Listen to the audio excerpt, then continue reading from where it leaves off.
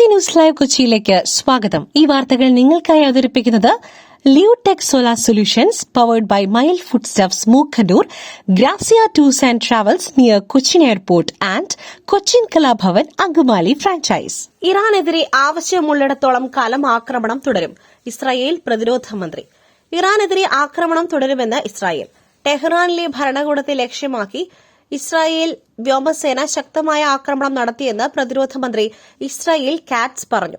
ഇറാന്റെ മിസൈൽ വിക്ഷേപണ സംവിധാനത്തെ തകർക്കുമെന്നും കാറ്റ്സ് മുന്നറിയിപ്പ് നൽകി. ഇറാനെതിരെ ആവശ്യമുള്ളിടത്തോളം കാലം ആക്രമണം തുടരുമെന്നും കാറ്റ്സ് വ്യക്തമാക്കി. അതേസമയം ഇസ്രായേൽ അമേരിക്ക സംയുക്ത ആക്രമണത്തിൽ ഇതുവരെ ഇറാനിൽ 787 പേരാണ് കൊല്ലപ്പെട്ടത്.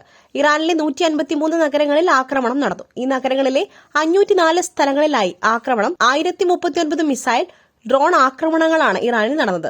റെഡ് ക്രിസന്റ് ആണ് വിവരങ്ങൾ പുറത്തുവിട്ടത്. ഇറാനിൽ ഭൂചലനം 4.3 തീവ്രത രേഖപ്പെടുത്തി. ഇറാനിലെ ഫാർസ് പ്രവിശ്യയിൽ ഭൂചലനം 4.3 തീവ്രത രേഖപ്പെടുത്തിയ ഭൂചലനമാണ് ഉണ്ടായത്. 10 കിലോമീറ്റർ താഴ്ചയിലുണ്ടായ അപകടത്തിൽ ആളപായമില്ലെന്ന് യുണൈറ്റഡ് സ്റ്റേറ്റ്സ് ജിയോളജിക്കൽ സർവേ വ്യക്തമാക്കി. മേഖലയിൽ രൂക്ഷമായ സംഘർഷം നിലനിൽക്കുന്നതിനിടെയാണ് ഭൂചലനം ഉണ്ടായത്. 4ാം നാളും മധ്യപൂർവേഷ്യ സംഘർഷഭരിതമാണ്. US സേനയെ ലക്ഷ്യമിട്ടുള്ള ഇറാന്റെ പ്രത്യാക്രമണം ഇന്ന് സൌദിയിലും ബഹ്റൈനിലുമാണ് ഉണ്ടായത്. ഇറാൻ തലസ്ഥാനമായ ടെഹ്റാനിലും ലബനൻ ആസ്ഥാനമായ ബെയ്റൂത്തിലും ഒരേ സമയം ഇസ്രായേൽ ആക്രമണം നടത്തി. ഇറാന്റെ വ്യോമതാവളങ്ങളും IRGCയുടെ കമാൻഡ് സെന്ററും തകർത്തെന്ന് അമേരിക്ക അവകാശപ്പെട്ടു. കരസേനയെ അണിനിരത്തിയുള്ള ആക്രമണം ഇനി വരാനിരിക്കുന്നു എന്നാണ് ട്രംപിന്റെ മുന്നറിയിപ്പ്. ഇസ്രായേൽ ഇറാനെ ആക്രമിച്ചാൽ ഇറാൻ അമേരിക്കയെ ലക്ഷ്യമിടുന്നത് തടയുവാനാണ് ആദ്യ നീക്കം നടത്തിയതെന്ന് US state secretary mark Rubio. യുദ്ധം ഉടൻ തീരുമെന്നും ഇറാൻ സൈന്യം ദുർബലമായെന്നും ബെഞ്ചമിൻ നെതന്യാഹു വ്യക്തമാക്കി. പോരാട്ടം പിശാചിനോട്. തിന്മയ്ക്കെതിരെ നിലകൊള്ളുന്ന ഒരേയൊരു ശക്തി ചർച്ചയ്ക്കില്ലെന്ന് ഇറാൻ. പശ്ചിമേഷ്യയിലെ സംഘർഷത്തിൽ ചർച്ചയ്ക്കില്ലെന്ന് ഇറാൻ വിദേശകാര്യ മന്ത്രാലയം. ഇറാൻ പിശാചിനോട് പോരാടുകയാണെന്നും വിദേശകാര്യ മന്ത്രാലയം. ഇറാൻ ശ്രദ്ധ കേന്ദ്രീകരിക്കുന്നത് പ്രതിരോധത്തിനാണെന്നും ഇറാൻ വ്യക്തമാക്കി. തിന്മയ്ക്കെതിരെ നിലകൊള്ളുന്ന ഒരേയൊരു ശക്തിയാണ് ഇറാനെന്ന് വിദേശകാര്യ മന്ത്രാലയം. സയന്റിസ്റ്റ് ഭരണകൂടം ഒരു ദ്രോഹകരമായ പ്രവൃത്തിയിൽ നിന്നും വിട്ടുനിൽക്കുന്നു. എന്റെ അറബ് സുഹൃത്തുക്കളോട് ശ്രദ്ധാപൂർവ്വം ചിന്തിക്കുവാൻ ഞാൻ അഭ്യർത്ഥിക്കുന്നു. യുദ്ധത്തിന്റെ വ്യാപ്തി വർദ്ധിപ്പിക്കുവാൻ ആഗ്രഹിക്കുന്നില്ല, വിദേശകാര്യ മന്ത്രാലയം പറഞ്ഞു. അതേസമയം ഇറാനിൽ IDF വൻ ആക്രമണം നടത്തി. പ്രസിഡൻഷ്യൽ ഓഫീസിലും സുപ്രീം നാഷണൽ സെക്യൂരിറ്റി കൌൺസിൽ ഓഫീസിലും വൻ മിസൈൽ ആക്രമണം. സൈനിക പരിശീലന കേന്ദ്രവും ആക്രമിച്ചെന്ന് IDF അറിയിച്ചു. കണ്ണൂരിൽ മന്ത്രി വീണ ജോർജിന് പരിക്കേറ്റ സംഭവം. KSU പ്രവർത്തകർക്ക് ജാമ്യമില്ല. ആരോഗ്യമന്ത്രി വീണ ജോർജിന് കണ്ണൂരിൽ വെച്ച് നടന്ന കരിങ്കൊടി പ്രതിഷേധത്തിനിടെ പരിക്കേറ്റ കേസിൽ KSU പ്രവർത്തകർക്ക് ജാമ്യമില്ല. കണ്ണൂർ CJM കോടതിയാണ് കണ്ണൂർ ജില്ലാ പ്രസിഡന്റ് ഉൾപ്പെടെയുള്ളവരുടെ ജാമ്യാപേക്ഷ പരിഗണിച്ചത്. തെളിവെടുപ്പിനായി 5-6 തീയതികളിൽ ഇവരെ കസ്റ്റഡിയിൽ വേണമെന്ന് പോലീസ് കോടതിയിൽ ആവശ്യപ്പെട്ടിരുന്നു. പ്രതികളെ ഈ മാസം 5-ന് കോടതിയിൽ ഹാജരാക്കും. ഉണ്ടായത് കരിങ്കൊടി പ്രതിഷേധം മാത്രമെന്നും വധശ്രമം നിലനിൽക്കില്ലെന്നുമായിരുന്നു പ്രതിഭാഗത്തിന്റെ വാദം. മാർച്ച് 12 വരെയായിരുന്നു പ്രവർത്തകരെ റിമാൻഡ് ചെയ്തിരുന്നത്. സഖ്യരാഷ്ട്രങ്ങൾക്കെതിരായ ആക്രമണങ്ങളെ പ്രതിരോധിക്കുവാൻ തയ്യാർ. രാജ്യങ്ങൾ പിന്തുണ ആവശ്യപ്പെട്ടാൽ സഹായിക്കും ഫ്രാൻസ് വിദേശകാര്യമന്ത്രി. സഖ്യരാഷ്ട്രങ്ങൾക്കെതിരായ ആക്രമണങ്ങളെ പ്രതിരോധിക്കുവാൻ തയ്യാറെന്ന് ഫ്രാൻസ്.